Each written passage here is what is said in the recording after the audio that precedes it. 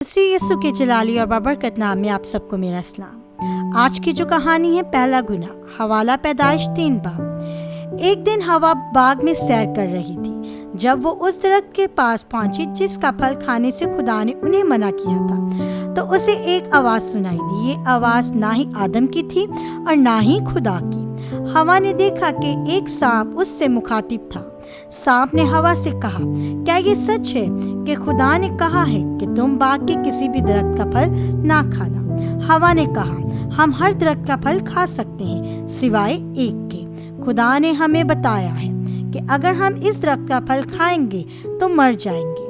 سانپ نے عورت سے کہا، تم ہرگز نہ مرو گے، بلکہ خدا جانتا ہے کہ جس دن تم اسے کھاؤ گے تمہاری آنکھیں کھل جائیں گی اور تم خدا کی مانند نیک و بد کے جاننے والے بن جاؤ گی۔ ہوا نے جو دیکھا کہ یہ درخت کھانے کے لیے اچھا اور آنکھوں کو خوشنما معلوم ہوتا ہے اور عقل بخشنے میں خوب ہے، اسی وقت ہوا آگے بڑھی اور ایک پھل توڑ کر اس نے خود بھی کھایا اور آدم کو بھی دیا۔ خدا نے واضح طور پر اس درخت کا پھل کھانے سے منع کیا تھا، لیکن انہوں نے پھل کو کھایا اور وہ جان گئے کہ سانپ نے ان سے جھوٹ بولا ہے۔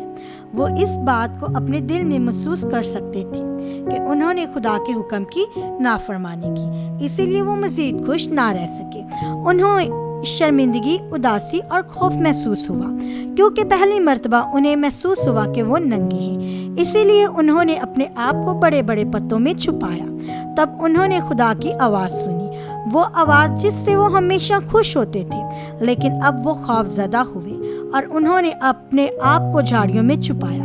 انہیں امید تھی کہ خدا انہیں تلاش نہیں کر سکے گا، لیکن خدا جو ہر چیز کا علم رکھتا ہے ان کو تلاش کر لیا۔ خدا نے آدم کو آواز دی اور کہا، تم کہاں ہو؟ آدم اور ہوا جب جھاڑیوں کے پیچھے سے نکلے تو کانپ رہے تھے، وہ بہت شرمندہ تھے اور انہوں نے خدا کو دیکھنے کی جرات نہ کی۔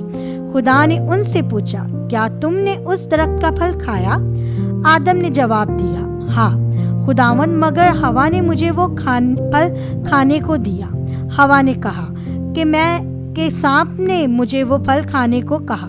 حقیقت میں وہ سانپ ابلیس تھا، وہ خدا سے حسد کرتا تھا اور خدا کی حیرت انگیز مخلوق کو تباہ کرنا چاہتا تھا۔ تب خداوند نے ان تینوں کو سزا سنائی۔ خدا نے سانپ کو سزا دی کہ تو اپنے پیٹ کے بل چلے گا اور پھر عمر بھر کھاک چاٹے گا۔ پھر اس نے ہوا کو یہ سزا سنائی کہ میں تیرے درد حمل کو بہت بڑھاؤں گا اور تو درد کے ساتھ بچے پیدا کرے گی۔ اسی طرح خدا نے آدم کو بھی سزا دی اور کہا کہ تو مشقت کے ساتھ زمین کی پیداوار رکھے گا اور اپنے منہ کے پسینے کی روٹی کھائے گا، کیونکہ تو خاک ہے اور خاک میں پھر لوٹ جائے گا۔ اب آدم اور ہوا خدا کے دوست نہ رہے۔ خدا کی نافرمانی کرنے کی وجہ سے وہ اب خوبصورت باغ میں نہ رہ سکے۔ پھل کھانے کی وجہ سے انہیں باغ چھوڑنا پڑا، لیکن خدا ابھی بھی انہیں عزیز رکھتا تھا۔ اس نے وعدہ کیا کہ ایک دن انسان اور خدا کے درمیان دوبارہ اچھے تعلقات ہوں گے۔ خدا نے عورت کو بتایا کہ اس کے ہاں اولاد پیدا ہوگی اور ایک دن ایک ایسا بچہ پیدا ہوگا جو شیطان کو شکست دے گا۔ تب خدا نے جانور کی کھال لی اور اس سے آدم اور ہوا کے لیے کپڑے بنائے۔ خدا نے انہیں باغ عدن سے نکال دیا، اس بات کو یقین بنانے کے لیے کہ وہ دوبارہ واپس نہ آ سکے۔ خدا نے ایک فرشتے کو باغ کی حفاظت کے لیے مقرر کیا۔ آمین۔